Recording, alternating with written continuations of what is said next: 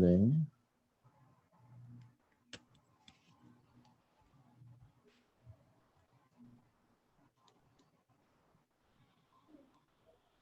So how was your week? Can you hear me? Yes. Okay, I just put in the headphones. I can hear you better. How was your My week? week good. I did a lot of readings and a couple of good soul schools. Solid week. Okay. Nice. What days of the week are your soul schools? Monday through Thursday at 5, Oh, so there's 4 each week. and on Saturday, so 5. That's Oh, probably a little 5. too much because I don't really have the the community yet to sustain that, but it's practice for what I want to do in the future. Okay.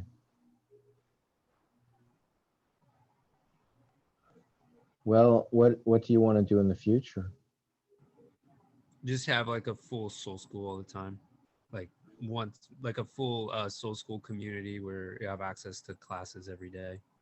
Or wanted to Hmm. turn it into an academy, a soul school academy. Hmm. Cool. That's awesome.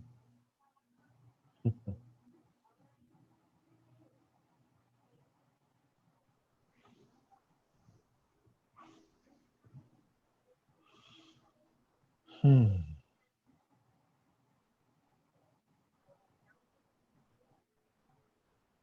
Anything on your mind or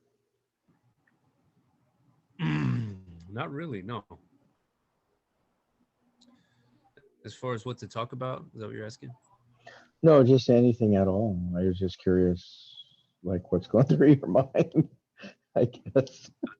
Just in general. No, well, I was texting somebody, so I was thinking about that, but now I'm focusing on you in this Oh, situation. okay. Yeah. Yeah. Um, yeah, I had an idea for today. Actually, Oh, excellent. the subject would be the will. The will. Okay, good. Yeah. I can work with that. Um, so I had some insights, and I've been doing some processing around that. Some stuff came up for me around that, and it's been really super awesome. But it's still kind of like tough work for me. It's triggering like some anger and some childhood stuff, and also just kind of like feelings of anger towards like culture and society and parenting and all this Yeah. stuff. But before jumping into it, um well, I guess I'll just do like a little introduction to what we're doing. So for people who haven't really watched any of our other videos, which is probably going to be just about everybody at this point. Yeah. Everyone but Frank and Robin. Yeah, right. No, there's actually a couple other people who have watched, like this one friend that I know, and also my best friend. They've watched some stuff, Oh, but good. You got your but friends. of course, the best friends, they don't have an option, right? No, I'm just joking. Yeah, you got to make them. Yeah, but anyway, they're like a captive audience. So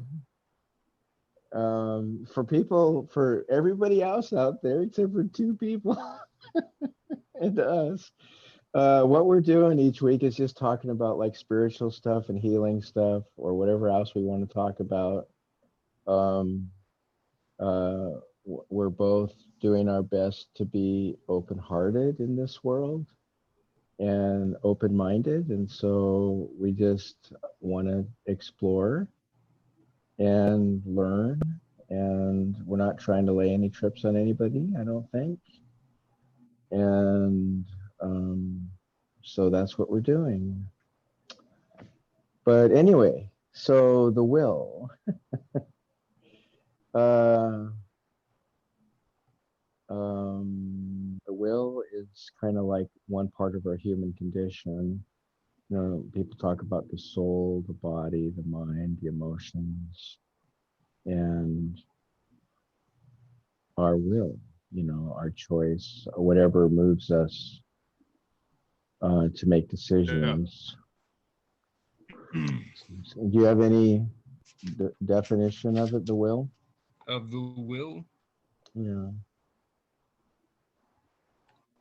I think the will would be our engine of change. It's like what we do to put forth action in the world.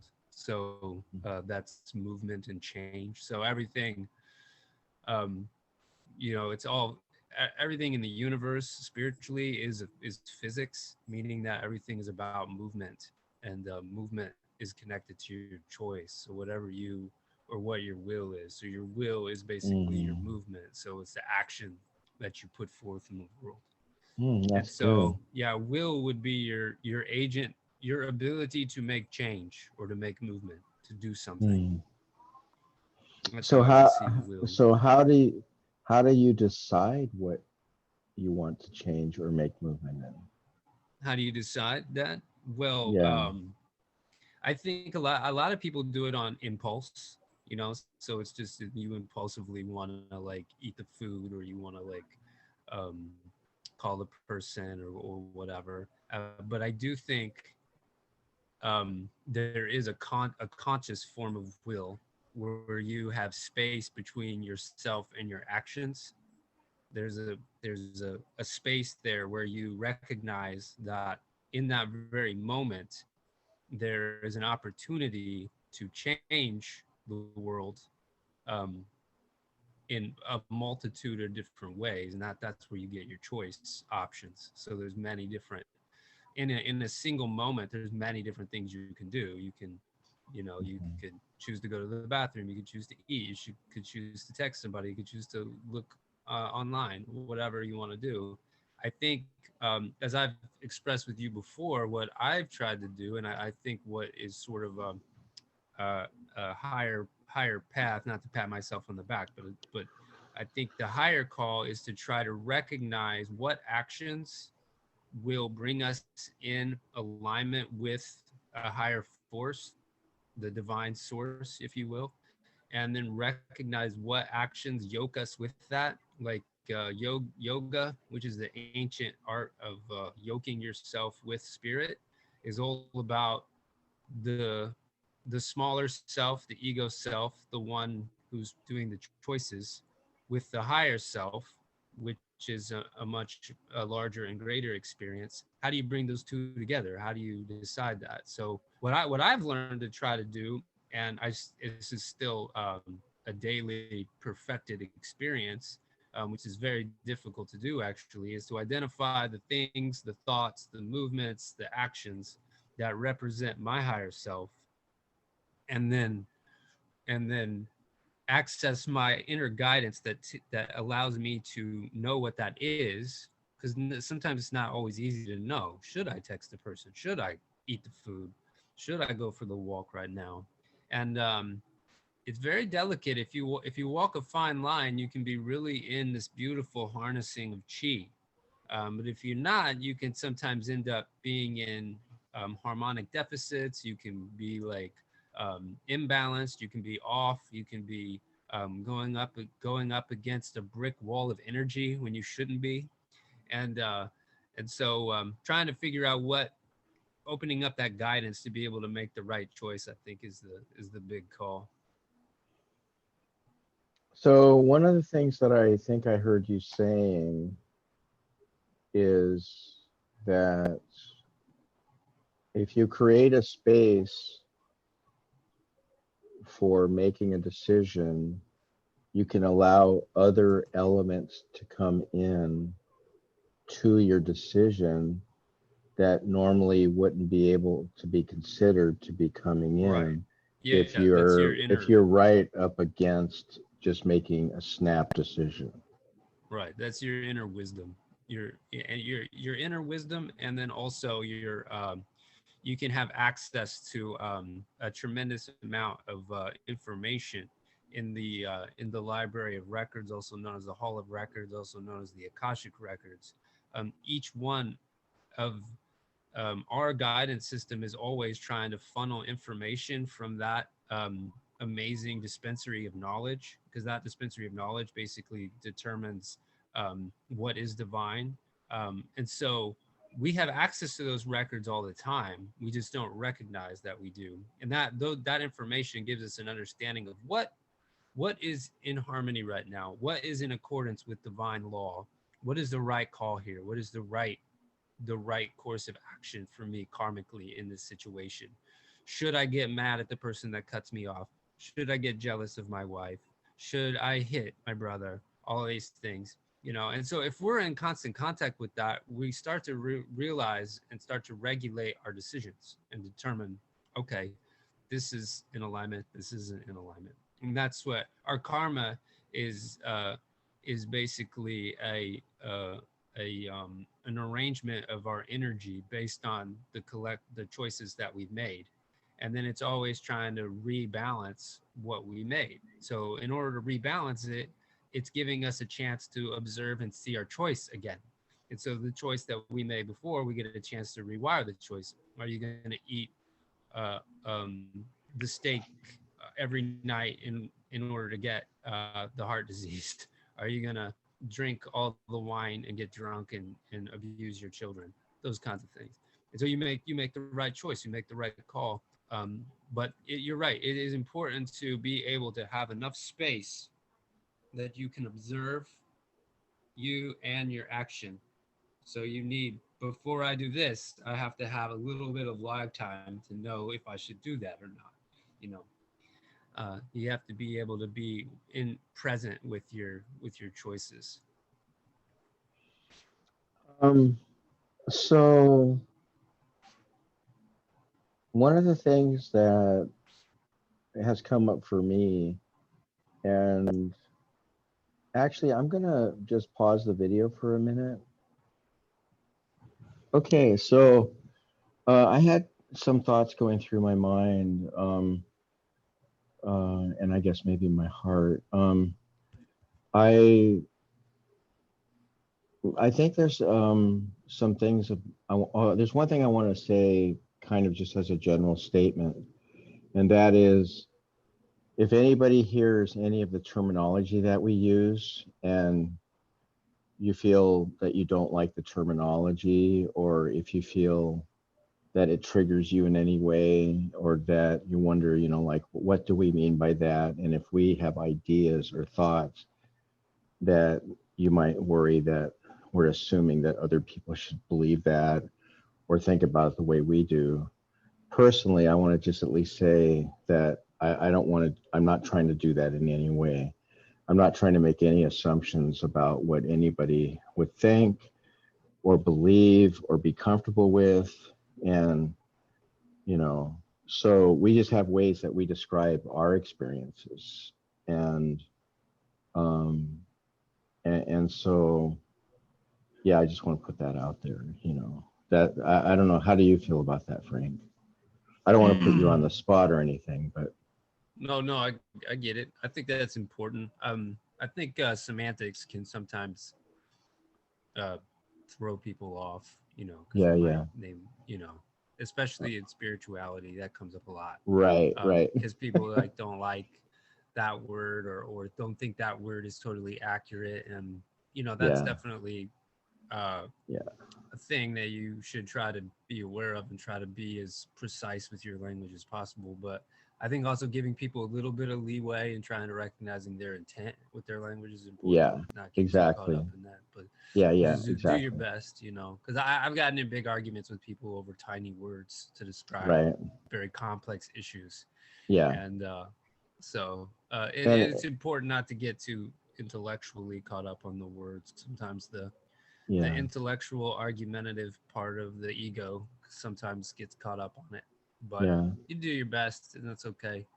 And trying to get the right words is important too. yeah.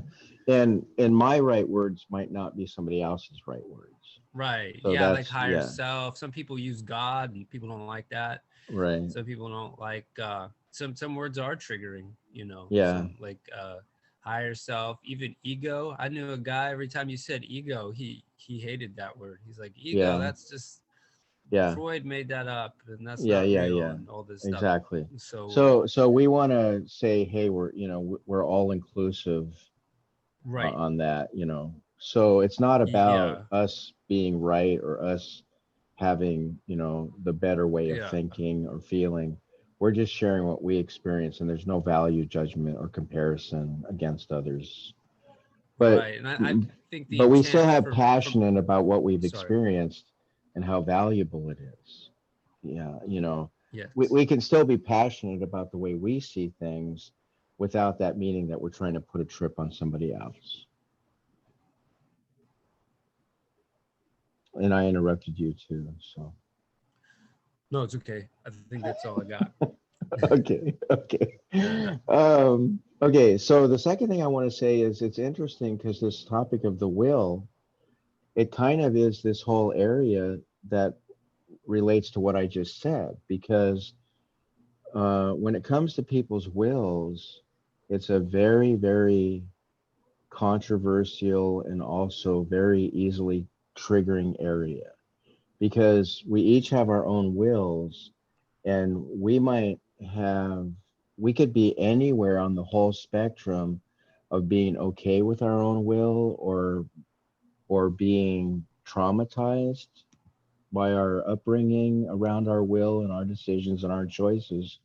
So the whole idea of being allowing around everybody's will is really, really important to me. In fact, even when I talk and express things, I try to think about how I'm presenting them so that people are getting the idea that I'm not putting anything on them. Like I wouldn't want to use the word must or should too much because that's me having an idea that other people need to be doing something. And I right, think sure, I think it's so important to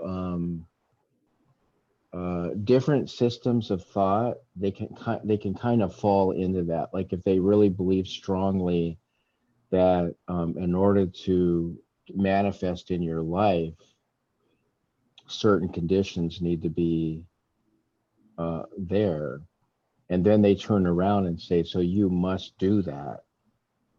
That can be a problematic thing. I think choosing a language that is allowing is really important because there's these deep fears that I think are kind of universal. Like, am I being controlled here? Am I being forced here? Am I trying to achieve something that I can't achieve? Am I good enough?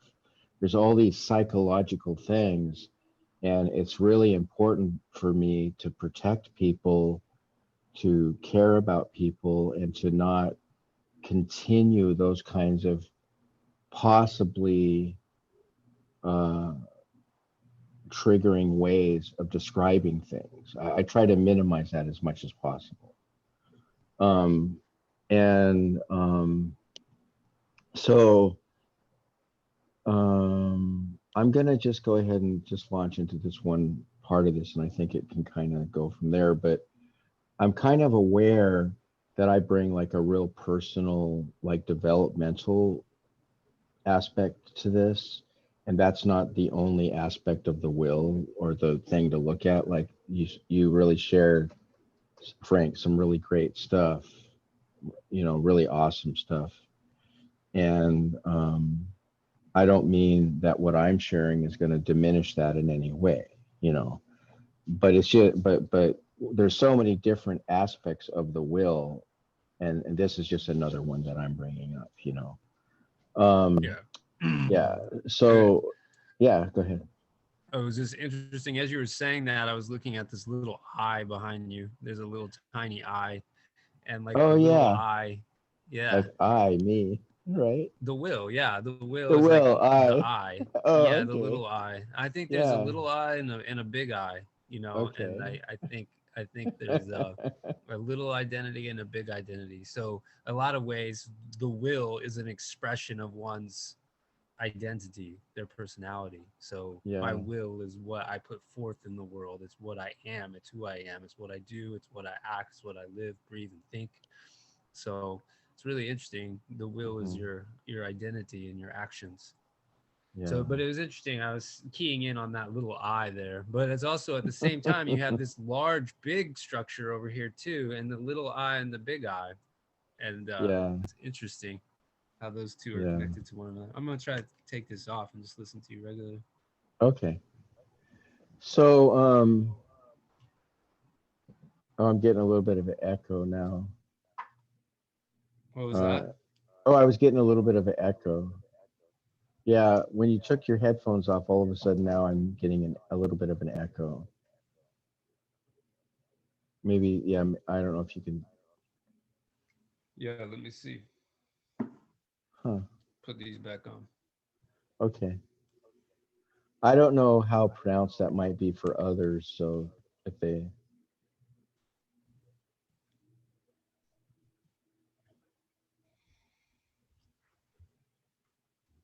all right.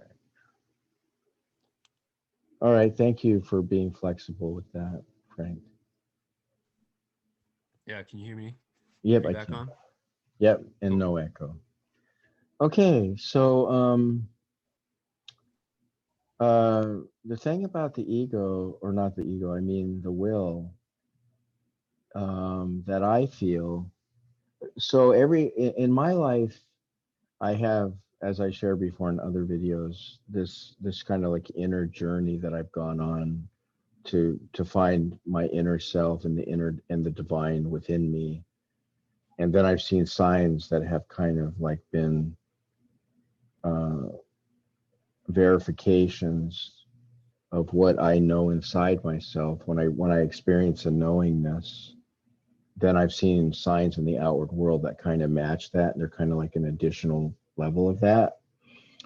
But one of the things that's happened for me is it's been a very loving journey.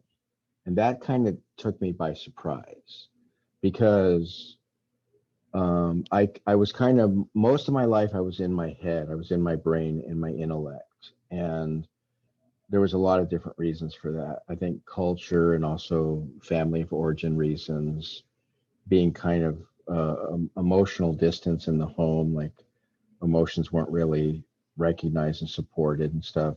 So because there wasn't an awareness of emotion, I was more in my mind, and I kind of grew up that way, and I was kind of stuck in this paradigm of always trying to resolve everything using just my mind, and my heart wasn't really available to me. But once I had that breakthrough that I've talked about in other videos, where I discovered my heart and I began to go deeper and deeper inside of myself, I began to find this compassion and love and this bliss. I started to experience these things, and I kind of met like this divine presence. And I discovered more and more that that presence was a loving presence and very allowing.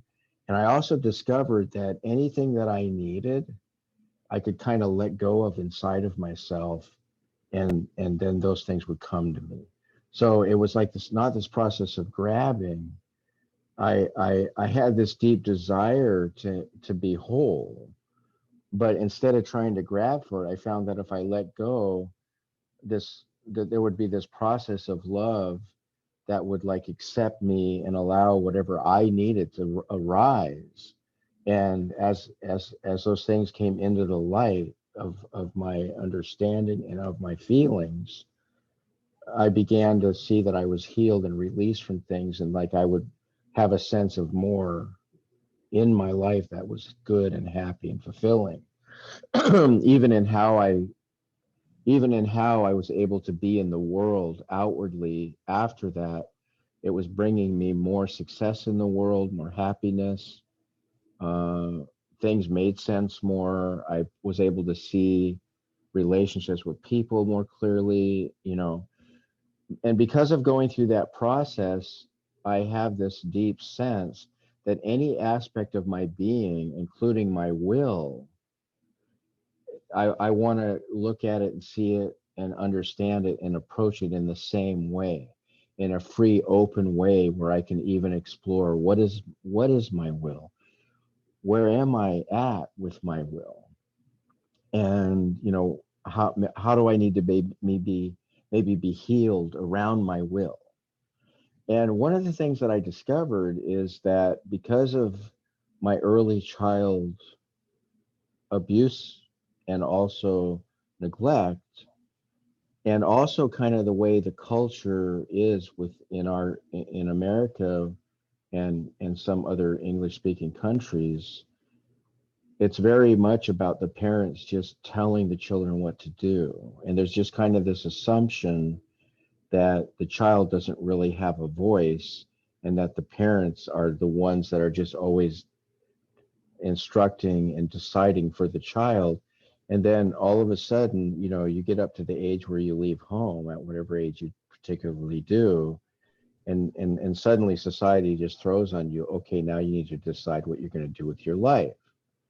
Well, you just spent 18 years having everything decided for you, and now you're out in the world and you're supposed to suddenly have the skills, the inner knowingness, your own understanding to be able to decide what am I going to do with my life, right? This huge decision. And it actually becomes like a traumatic thing because you didn't get to learn that when you were growing up. And in some situations it's kind of a fear-based thing, not only do you have to do what we're deciding is good for you, but if you don't do that, you're going to be in trouble. And that trouble can be really, really major, fearful trouble for a child or even a young adult, because there's this idea that if I don't just do what I'm supposed to do, I'm going to get in big trouble, maybe even at school, maybe. And then there's rebellion and they're acting out and all these things happen, right? Yeah. And so I realized that I had a tremendous amount of this stuff going on inside of me, and it actually made me, to a very, very deep and full extent, passive for most of my life, and actually even want to hide from the world, from situations. Like I remember like going to work and just waiting and waiting until I could go back home so that I could be out of that environment and just be alone and by myself. And it was only when I was by myself that I could get this sense of being free and happy and safe, and be able to maybe feel my own. I wouldn't even go so far as to say will yet, but be able to not be in that fear paradigm of not knowing how to not just please others. And I think this is where a lot of people pleasing comes from, where people are codependent and they're in these lifetimes Right. of never being able to escape pleasing people and even discover what the other side of that is, what's beyond people pleasing, which to me is discovering your will in a way that you're not judging yourself and not condemning yourself, and you're really loving and accepting your authentic self. That's part of the actual will, like the healthy will, Yeah. you know? Yeah. That made me think of I was thinking a lot about the third chakra and the fourth chakra when you were talking about it, because I think the third Mhm. chakra is what helps us to be able to like have like a healthy identity, and also to be able to have a good The sense solar of, plexus. yeah, your solar plexus. And Hmm. that's like your power source and your identity source, but it Hmm. also basically sets boundaries. It says me, you are you, and I am me. This is me, that's you. And I think sometimes it's hard, like you're saying, it's hard for us to know what is us when we have so much social programming, and we've been designed like, don't do this, do this kind of career, do this. And we have so much outside influence that dictates our decision, that I think it can create anxiety, but it can also create tremendous confusion because we don't necessarily know how to Yes, follow our own heart, follow definitely. who we are, Yes. And I Yeah. think also Carl Jung had this concept he called individuation. And individuation was basically how the individual ego in a healthy way tries to set itself apart from its social structures to determine what is it and what is right for it and what is itself from the higher perspective. Is a Mhm. chance of like uniting yourself with a higher accord, but trying to figure out who am I? Like, what am I? Like, what? And I Mhm. think it's such an important part of the spiritual quest because in order to be fully in yourself, you have to be able to make really important choices about who you are in an individual time. And if Like you don't choices know, about your background what in the was that? Zoom meeting. Choices about your background in the Zoom meeting. Exactly. Very good choice, by the way. But go ahead. I know. You I have to think be that able to make choices about who you are. Is that what you're yeah, saying? and so like it's really important for you to have like a healthy sense of self, a healthy ego that Mhm. says, "No, that's not me. This is me. I don't want to." I when Mhm. I was starting to heal, I started to realize that there was all these choices about what I should be doing in a given time, and I started Mhm. realizing like people would ask me to go out to the bar for drinks, and I used to when I was younger, used to always do that. But then I started to realize the reasons why I did do that was mainly because of social and family reasons.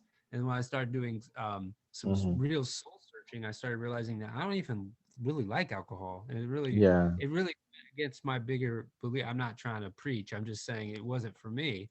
And so I had to start Mhm. making these choices about who the kind of people I wanted to hang out with, what I was supposed to be doing, who what I was drinking, what I was putting into my mouth. This, by the way, is Hermes. I don't know if you can see him. This is a cat right here. Oh, Oh, I can't. You can move your down a little bit oh your yeah. video. Hermes. Oh, Hermes Robin. he looks very curious and intelligent. Like, what is going on? He's very What is intelligent. He's this? my apprentice. Yeah. He's also sitting on my thing. Your mouse. He's sitting on my notebook here. Oh, okay. Um, yeah, so I what occurs to me and what my experience has been is it's so much deeper than I even ever imagined. The more that am coming out of it and discovering my own will, uh, like to me, will is not just me saying I want to do this. To me, it's more than that. Will is actually this whole feeling of power that is a really enjoyable thing, Yeah. Power. and it's this feeling that uh, I have freedom to see things for what they are. That's another big aspect. And the fear of, well, let me just talk about the passive side of it. So I would say that for most of my adult life, I have been in what I would call a functional passivity, a dysfunctional passivity. And, I made little decisions during the day, but it was kind of like I was just in maintenance mode. Like the decisions that I was making, just the stuff that you have to do every day that you have to do anyway. And so now there was times where I tried to get a sense of like what is my dream or what do I want to do. But I always knew that I had some real anxiety around that and some real fears and uh early on I would just kind of like get into confusion or not knowing what feelings were and bad feelings coming up and feelings of insecurity when I would try to go into the realm of kind of like being more willful about my life. And so I was kind of like stuck in this maintenance mode. And I had a sense of it, it's like I was aware of it different ways over the years, like if I'd go through that like this long phase of just kind of spending most of my time either watching TV or maybe going. I had this particular thing where I like to go deep into studying things, but I would be doing it by myself. I wouldn't be involved with other people. And I had this phase where I had a bunch of pets, and those pets kind of kept me from socializing because I they were like having kids, and so I was always at home with my pets. And so in a way, I was just kind of like being passive about being involved in the world and things. And I would also kind of like have this feeling of jealousy, or feeling like others. I could sense that others were kind of like out there doing more and realizing themselves and getting fulfillment in their lives. But I knew that I had fears around socializing, and I also knew that I had fears around basically how do I connect with my own will. And I did. I also meditated through the chakras, and I noticed that when I got down into my solar plexus and my stomach chakra, that they were kind of more distant. It wasn't like when I discovered my heart and I could really feel like my heart chakra was full of energy after a while. And through certain healings that I went through, it became more vibrant, and it more blissful. But I couldn't quite experience that. I couldn't experience that same growth and that same like improvement in my solar plexus and my stomach. I was like, I know that I must have more problems here than I'm aware of because of that. And so, but I also knew about the compassion of the divine, and also having compassion for myself. So I always tried to stay in a space where I didn't judge that, and also didn't freak out too much about it because I felt like I was losing my life, because I knew I was kind of having a passive life, and not get too depressed about that. And um so I'm drawing a blank here. I don't know. Do you have anything to kind of say at all at this point? No, yeah, I think identity is really an important part of it. And I think like a lot too is like um, what I'm gathering from you, and I'm contemplating over here and hearing you talk is like inner child work is pretty important in the healing process, because you have to begin to like kind of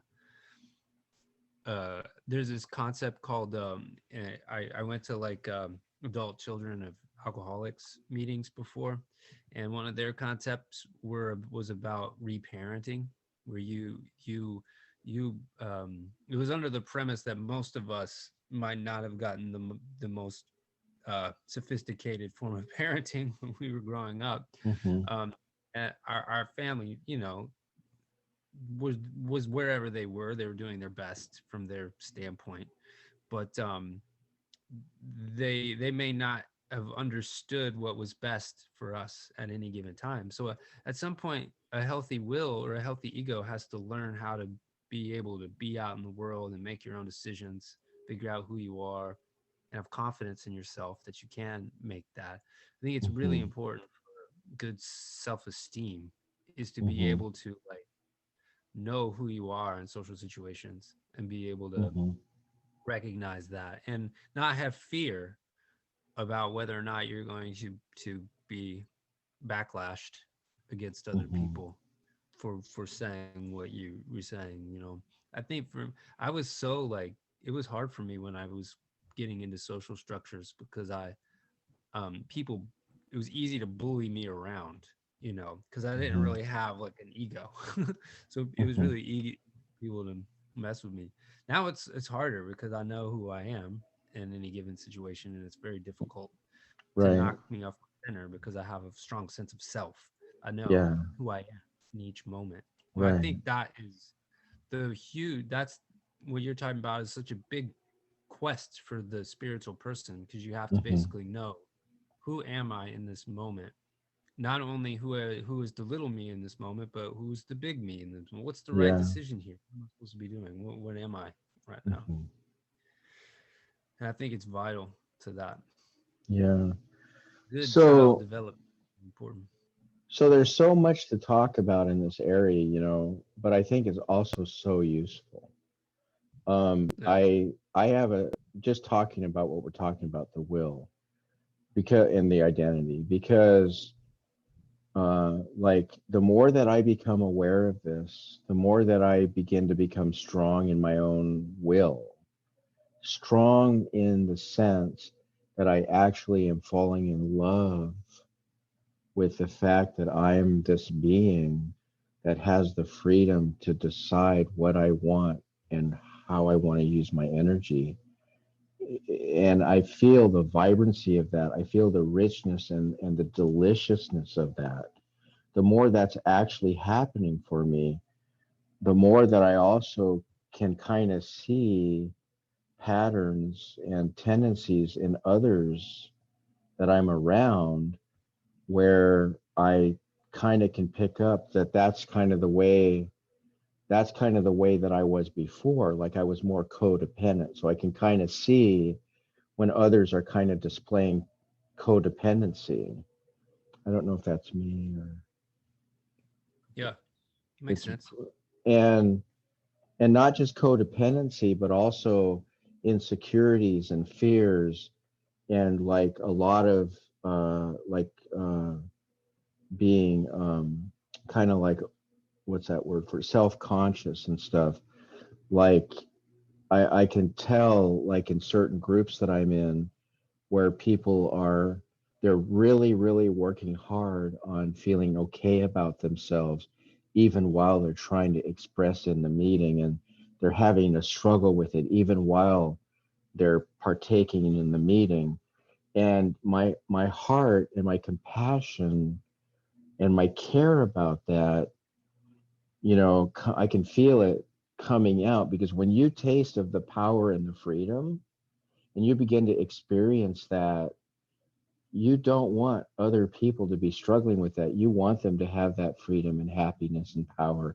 You want them. And here's another thing. When I was meditating on this morning, part of my healing was recognizing that now that I'm identifying this in myself, that my heart automatically wants it for others. So it's like when I was more into struggling about it and didn't really have it yet, there was this kind of like more of this uncomfortable tension between me and others, because I was always worried, you know, is what I'm doing rejecting or judging Yeah. them? Is what I'm doing stepping on their toes, or are they stepping on my toes? Right. When you're still kind of confused and muddled in it, you just don't know if you're coming and going yourself, and even more so if you're coming and going with others, you know? Right. And so as you begin to experience the genuine thing, the freedom and the power and the vibrancy, and you go, wow, this is really neat. You suddenly, it's not, you don't even have to translate it almost. It just Yeah. automatically becomes, oh my God, I want this for others, you know? And it's like then I start to think about how certain situations seem to allow it to kind of stay dysfunctional. You know, I don't want to judge. I don't want to, you know, kind of like do a flip here where I'm judging other groups or situations, but there was some anger that came up in me, like kind of about certain groups that I was in years ago, where I had this deep sense coming up in me that the people in those groups, they didn't ever call out support for my own healthy will and my own healthy identity. It was kind of like, you know, like a worst case example, and even this isn't something I haven't experienced being in a cult firsthand, but I have been, you know, being experienced being in other some religious groups firsthand.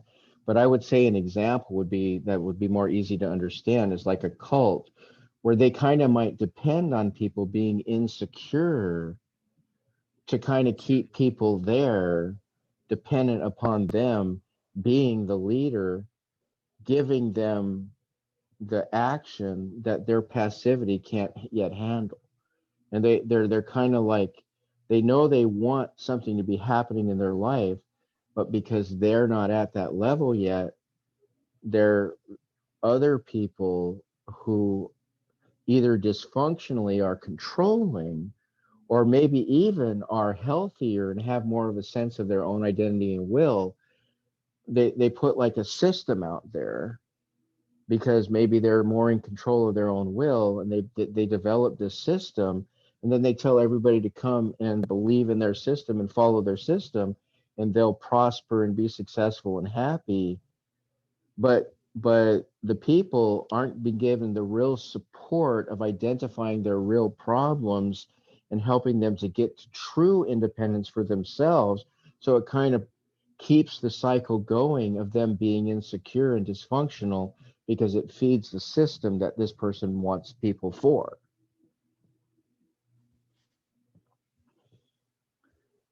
um, so it brings even more of a compassion and a desire in me to try to bring out into social circles and groups and here this idea of supporting people in their true own health.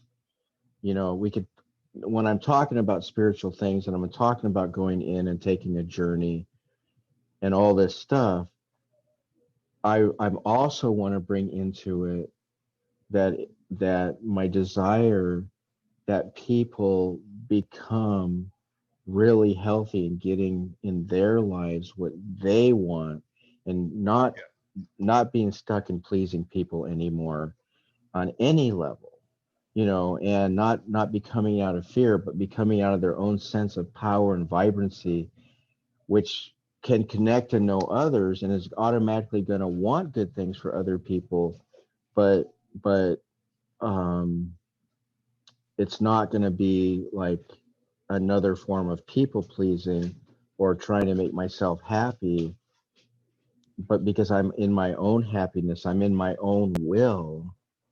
I'm not trying to get other people's wills to be in alignment with what I want so that I can make myself feel better, my will, or kind of like medicate my Yeah. passiveness, Right. right? Oh, it's absolutely, yeah. I mean, people pleasing is such a big part because I think we spend a lot of time trying to figure out what we're supposed to do for others. We forget to really take care of yourself. I mean, I know that I made a lot of choices when I was younger, like my career choices, choices that I did, all based on this sort of imaginary but undefined sense of of of like this construct that basically says you should do this, or this even thing that says like um from like my almost like this feeling like my family was watching me all the time and judging me, Mm-hmm. like wanted me to be doing a certain thing, and like I always had this shame or guilt that I wasn't good enough, and that I couldn't always do those things, but then I started realizing that I was always doing my best, and that I was always fine, and I was learning, and it was okay, and then I started realizing a much deeper understanding of what was going on, and recognizing that it wasn't so socially. And I started cutting those cords, and that was really healthy for me. But I think you're right. I mean, it is very difficult in our culture. I was thinking of like guilt and shame when you were talking, like how it's easy to like. Um, I was also thinking about how I noticed recently it was coming up, but I noticed when I was younger, I used to say sorry a lot. I used to always say sorry. I would always say sorry to everyone for Mm-hmm. no reason half the time. Like I was Mm-hmm. always like sorry, sorry, sorry, sorry, sorry, and I don't need to do that as much anymore. Sometimes I will, but I don't, because once you take that down, you start to realize, well, wait, what is this really about? It's really about me wondering if I'm okay enough in this situation, or if I'm doing something to upset somebody else.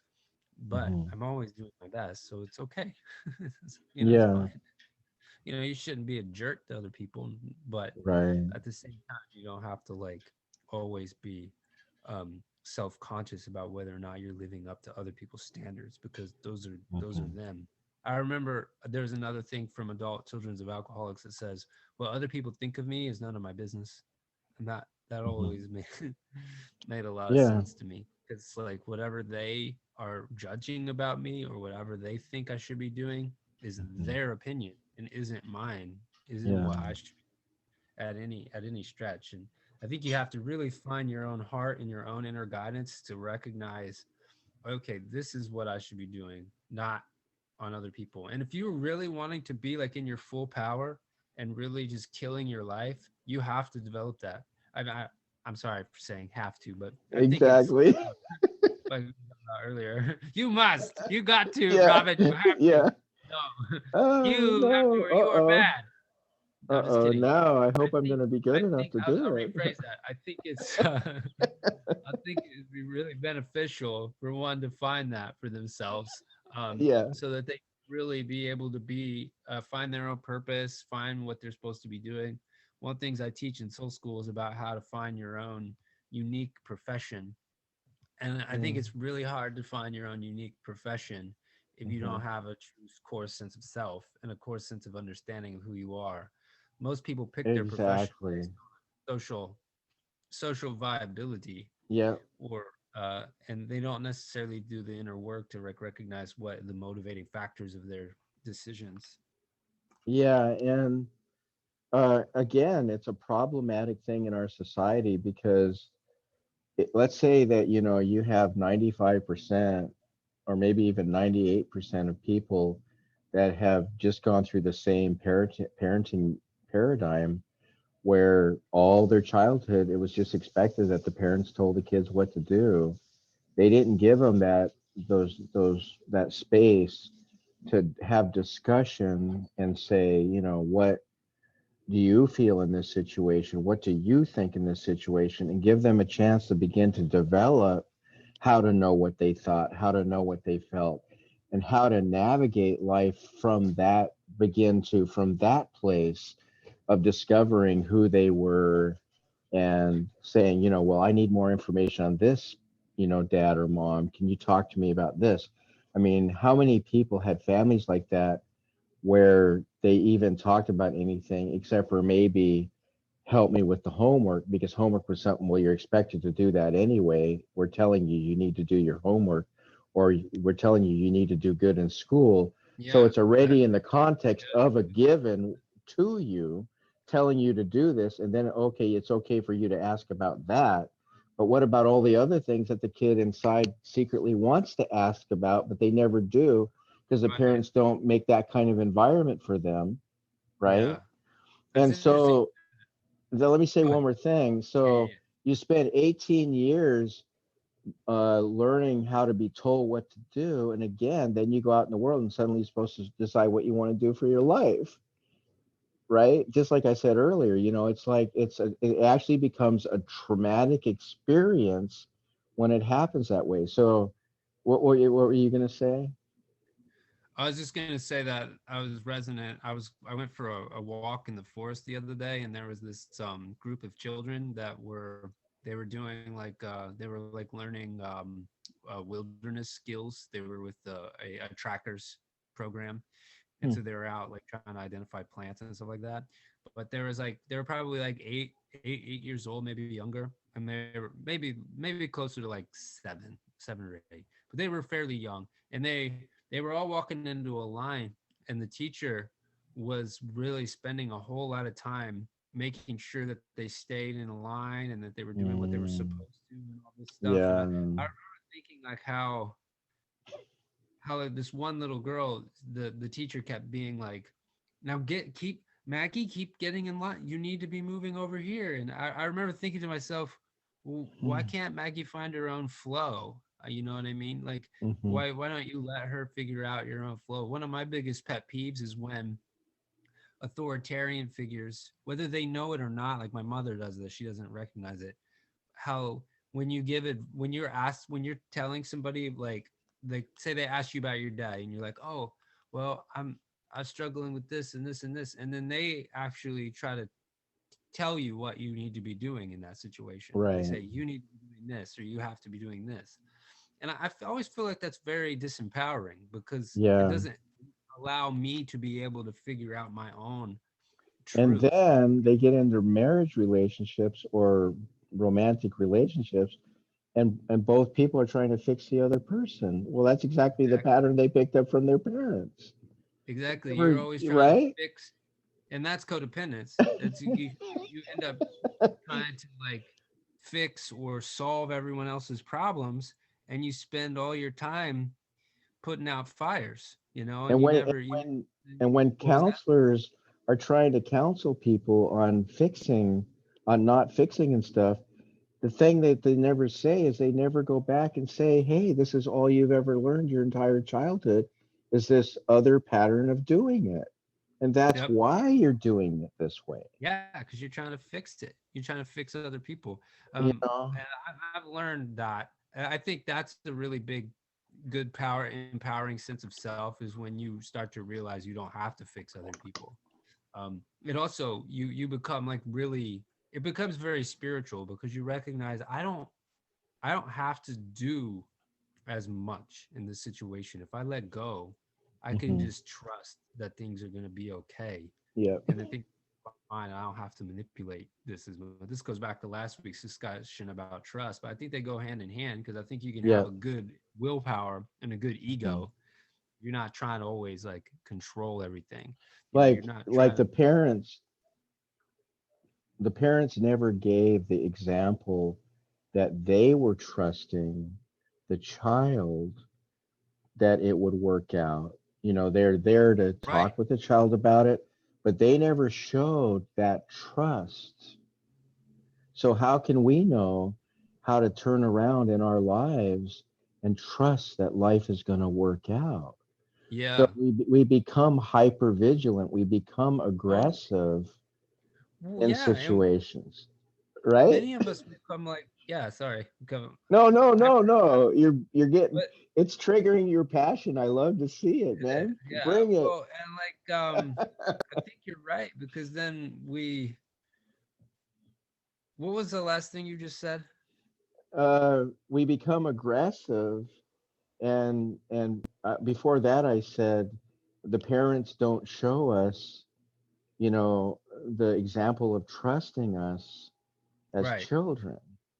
Yeah. They don't seem to like allow everything is so like fear and control based that And they don't it's let go. They don't show us a pattern of them letting go right. of It's just things. like you can let go and let me figure it out. Like I can figure it out. You know what I mean? Hmm. You can trust that I can figure it out. I remember one time this little girl and her mother came to the shop, and the mother was obsessed with making sure the little girl didn't like hit things, knock things over. But I decided to just let her do it. And what I noticed was happening was that she wasn't actually being rambunctious at all. What she was doing was she was expressing herself and she was learning how to play.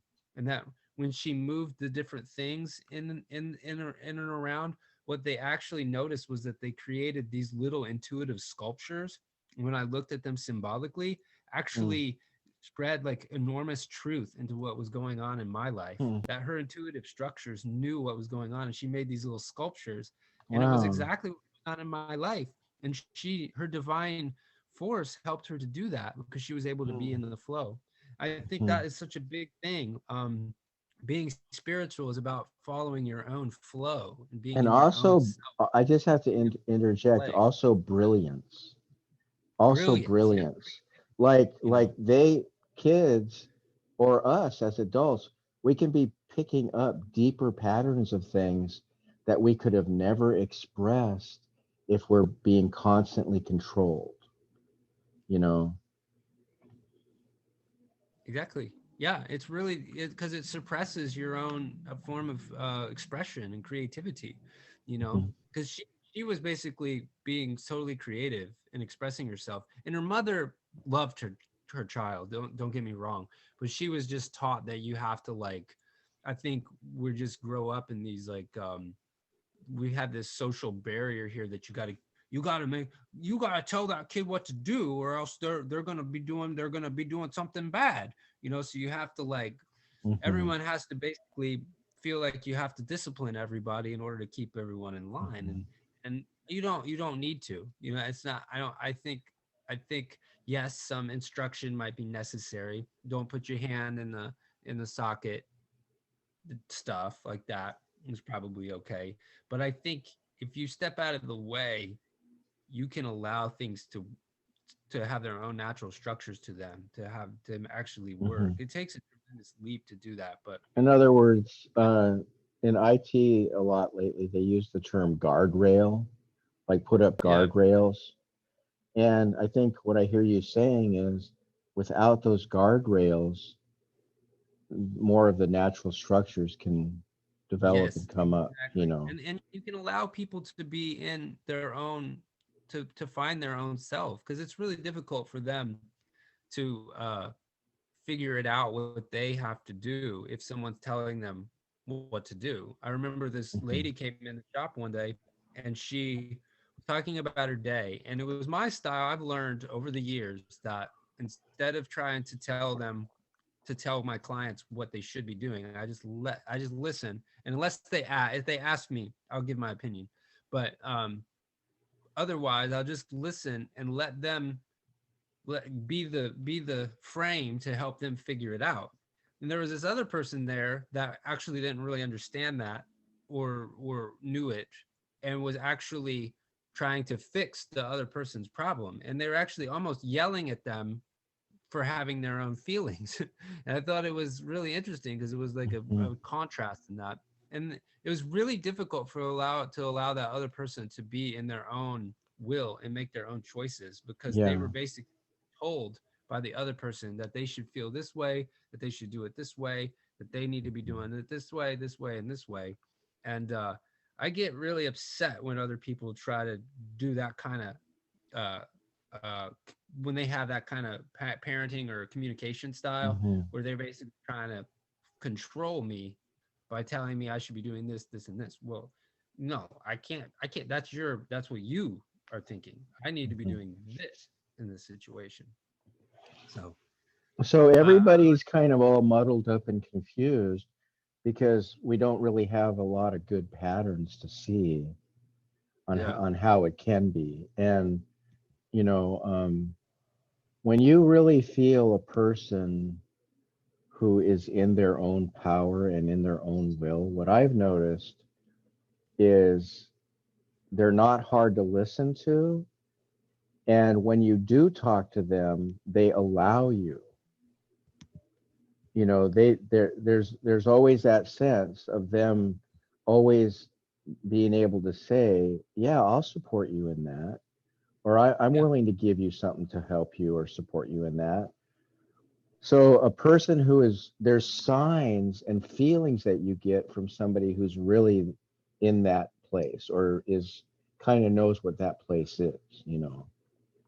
And there's also signs of somebody who is really, really trying to help people with what they've discovered, but they haven't really quite gotten to the point where they really allow an environment of the other people being their own agency while they're together. There's like a kind of a lack of really the the self agency of the person really being celebrated and supported and kind of like elevated. It's that extra activeness of making that conducive environment.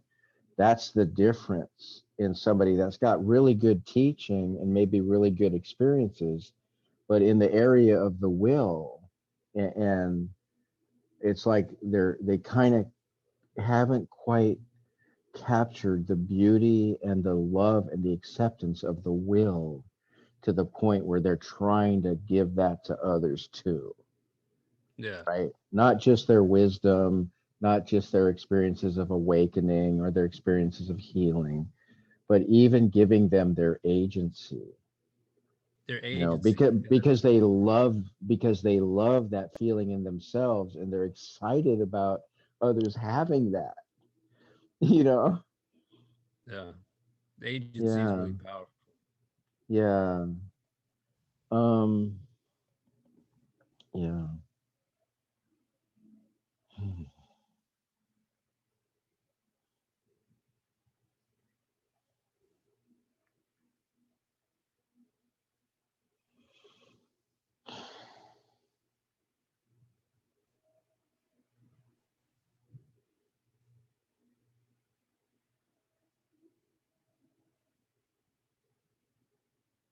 Oh, that's one thing that I noticed about nature one week.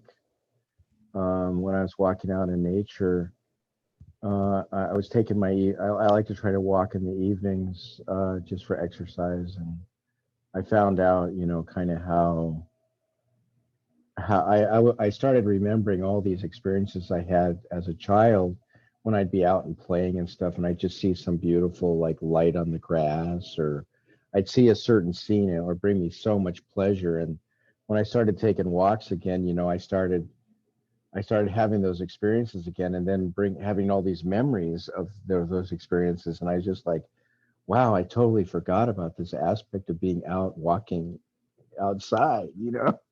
And so when I was walking, I was kind of thinking about that concept and many many other concepts. It's just so nice to walk sometimes. But one of the things that I was reminded of is there's no bad intention in nature. Nature is like this accepting, loving presence.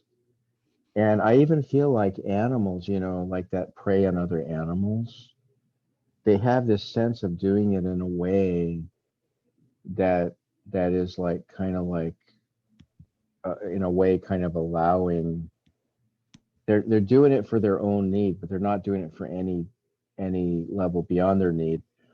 And it's almost like there's this built-in method in nature when something knows that it's captured, and it kind of goes limp. And I even read this book one time, or part of a book. I found this part in it where it talked about that it might be that the spirit actually leaves the body just before maybe it starts getting ripped apart or whatever, and so it doesn't suffer. Maybe there's this kind of grace with the spirit and stuff of that, or the soul of that creature.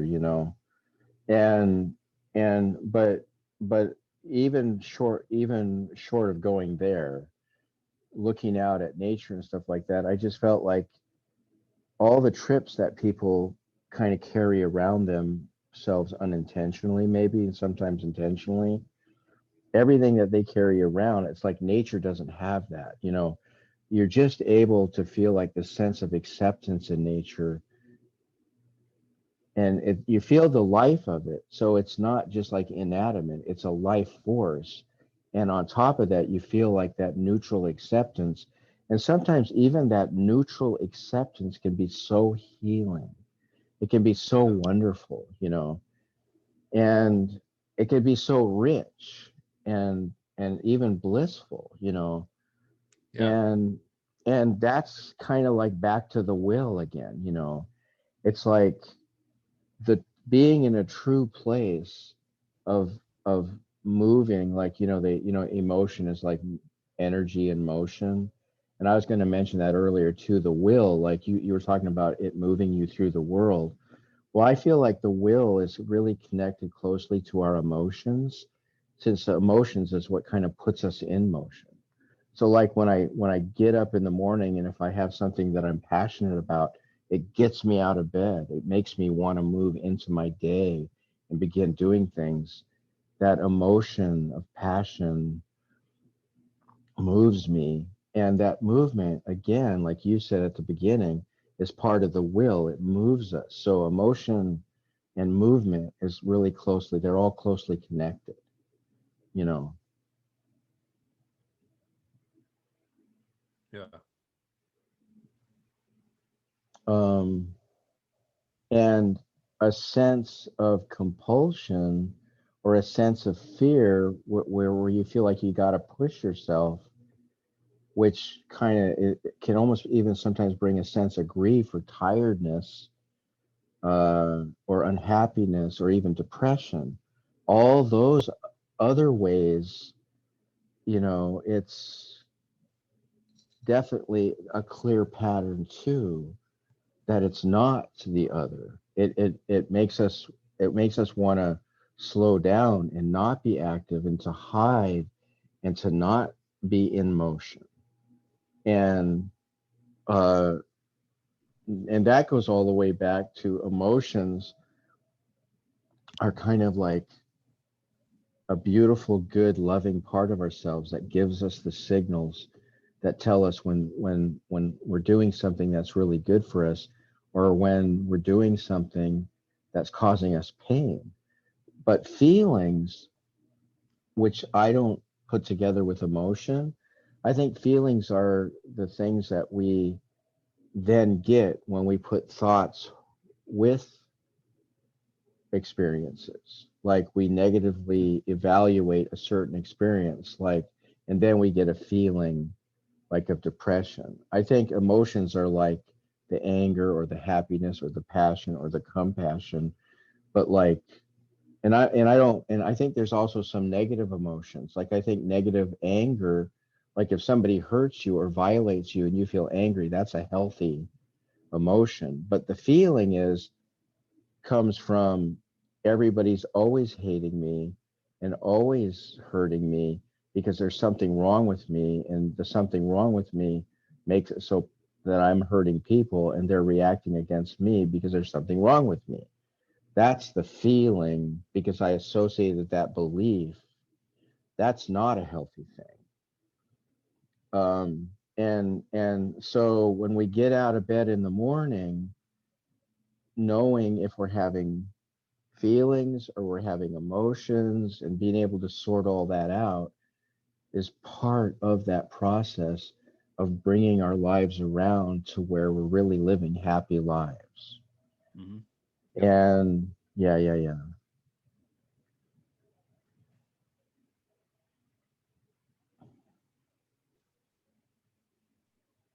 So, well, it's 2:30.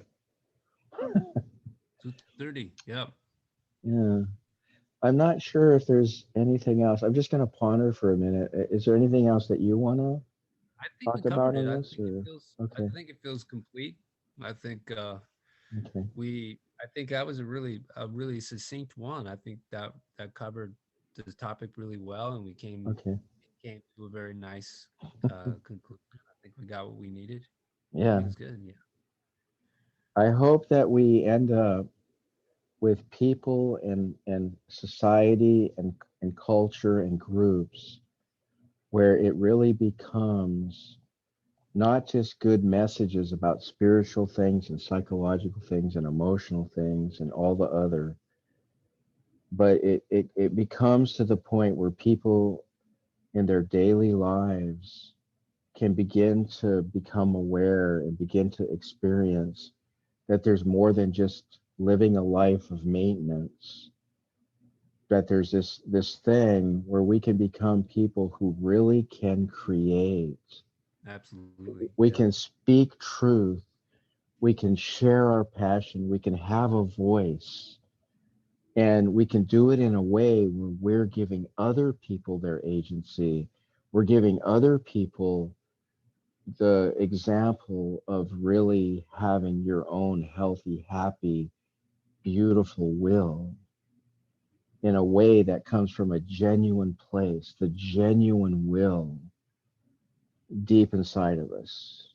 Um, because Yeah. there's something about the the being in this world, being in this existence that is to me magical.